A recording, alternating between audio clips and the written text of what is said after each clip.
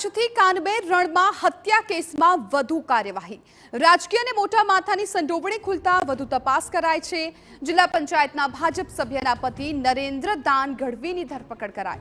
અન્ય 3 આરોપી ફરાર થઈ જતા પોલીસે તપાસ હાથ ધરી છે। ભચાઉના પૂર્વ નગરપતિ અશોક ઝાલા, દિલીપ યાચી, વલીમા સુલેમાન ફરાર છે। જમીન પર કબજા માટે હથિયાર સાથે હુમલો કરાયો હતો।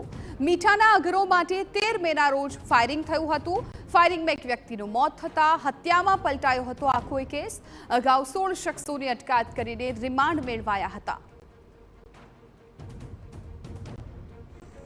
વિવિધ એંગલ તેમજ આ ઊંડાણપૂર્વક તપાસ કરતા આરોપીઓના નિવેદનો તેમજ બીજા સંયોગિક પુરાવાના આધારે અન્ય 4 જેટલા આરોપીઓના નામ ખુલવા પામેલ છે, જેમાં અશોકસિંહ ઝાલા, દિલીપ અયાચી, વલી મોહમ્મદ સુલેમાન તેમજ નરેન્દ્ર ગઢવી તેમજ આ જે નરેન્દ્ર ગઢવી છે તેમની 21 મેના રોજ અટક કરવામાં આવેલ છે।